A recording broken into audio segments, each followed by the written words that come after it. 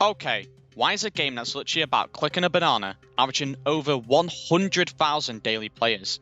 The game released on the 23rd of April 2024, and you think it'd be past its meme phase, but no, it's somehow top 10 on Steam charts for most played games. Except, is it really a game? So, I was just checking Steam database the other day, and noticed that a game titled Banana was sitting 8th place in Steam's most played games at the time, and it instantly made me curious. I heard of the game, but never looked into it or played it, and I thought to myself, why would over 100,000 people daily play a clicker game?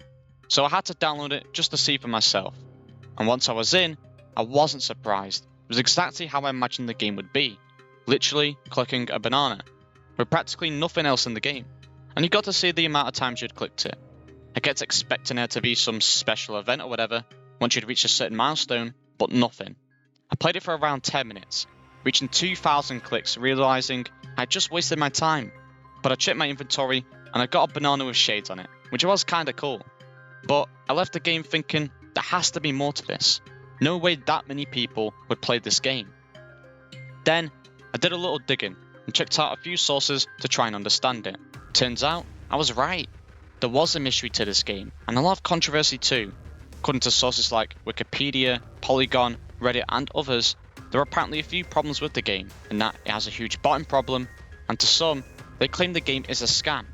So I looked a little further, and I was intrigued at this point. I needed to know what exactly Banana was. So I read through Wikipedia, and it states here, the game's primary purpose is to periodically grant items to players, which can be bought and sold on Steam Marketplace. Although the vast majority of the banana items only sell for a few US cents, rarer bananas can sell for much higher, with the highest known sale reaching a price of $1,378 US and 58 cents. The game has generated controversy, with many calling it a scam. I now had a clear idea as to what Banana was and its purpose, but if items generally only sell for a few US cents, why would over 100,000 people daily play it? I still needed to know more. I continued to read on. Wikipedia states here, prices on individual bananas are generally only a few US cents. Although some bananas are sold for hundreds of dollars, an item titled the Special Golden Banana sold in Steam Marketplace for $1,378 US and 58 cents, the highest recorded sale price of any item in the game. The game was described as an infinite money glitch by a developer. Although free to play, Banana features an online store where 5 different banana variations can be purchased for 25 US cents each. There could be more at this point though. The banana items generated by the game have been compared to non-fungible tokens, those are NFTs. Although differ due to the lack of a blockchain, due to extremely minimal gameplay and low computer resource usage, some players have been able to run large numbers of alternate accounts simultaneously to maximize profit. I now knew for sure that this game wasn't just a dumb banana clicker. It was about making money through similar like NFTs, but of course they weren't exactly NFTs since it lacked a blockchain. And I wasn't surprised when I read that multiple accounts made by people have been used to farm these items, especially since I believe they can have unlimited accounts on Steam. However, I knew there was more to this still, so I read on. Wikipedia again states, player counts for the game were initially low after release, not exceeding 300 players during its first week of release. Late May 2024, its player count exceeded 30,000 active players, becoming the 47th most played game on Steam. By the beginning of June, it reached 141,000 concurrent players. This number rapidly increased over the following weeks, exceeding 250,000 by June 10th. However, the significant botting problems led to inflate player counts. A lead developer stated that around 2/3 of players were bots in early June, and by June the 14th, the number of simultaneously active players reached 420,000 and further rose to 700,000 over the following day, becoming the second most played game on Steam behind Counter-Strike 2.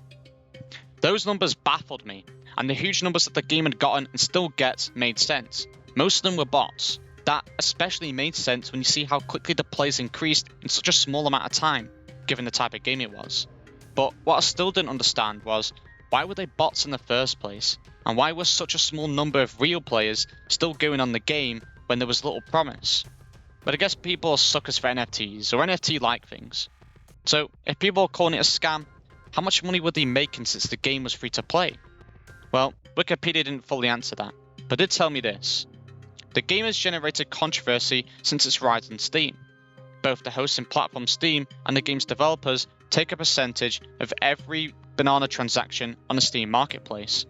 Some commentators accuse the game of being a scam, which the developers denied. Carlos Morales of IGN wrote, "The game is not technically a scam, but functions to create an artificial economy through useless items, profitable to both Steam and the game's developers. The game and Steam made profits from sales between people from these items, but I didn't know how much. Sounded like an infinite money glitch as said earlier, but why weren't the bots dealt with?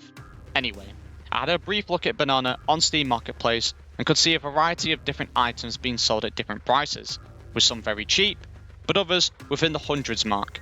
I don't know why anyone would buy these things, to be honest. Feels like a dumb person buys a dumb item and sells that dumb item to another dumb person. It's just a cycle of dumb transactions. But I guess that's just my opinion.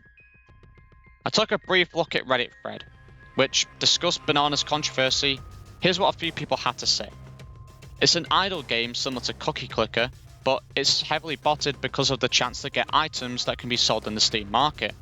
I don't get why people buy items from this game when you can't even play with them, but whatever makes them happy, I guess.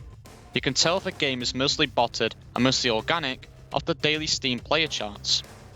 Tend to have a consistent daily cycle due to varied popularity and habits across different countries, and they will have no clear daily cycle, often going flat with random spikes and dips. Someone else said, I would add that the items in the game are like NFTs, have no real value, so the market will just crash eventually. Someone else said, it isn't just really a game, it is a scam drop machine made only to trick people into buying and selling cards, almost like NFTs. Game is free, but each drop sold or bought gives money to the developer. Basically, it is just a scheme made to make money on gullible people. And someone else said, it's a game where you load up the game and get Steam Marketplace drops every so many hours in game. These items can then be sold for a very low price, usually 3 cents, which will give the seller 1 whole cent in return. There is also rarer ones that go for a couple dollars, but rarity is completely artificial and is most likely controlled by the developer. 99% of players are bots who sell and buy to other bots, and the remaining 1% are idiots who think they're ahead of the curve, like they were for NFTs and the metaverse. And oh wait, all those things flopped. Okay, it was fun to get an insight into what other people thought, closer to the time. Also, I now knew what kind of money the devs were making according to that Reddit user, which was about a third of the sold item. I wanted to see if I could find any more information, so I took a look at Polygon's article, Why Clicker Game Banana, the legal infinite money glitch, is going viral on Steam. It states on the article, to get the drop, you only have to click occasionally for a banana to get dropped into your Steam inventory. The majority of players are likely keeping the tab open and clicking every once in a while. You get drops every 3 and 18 hours. Yeah, it sounds like people are farming this stuff, especially when you get about 8 items a day.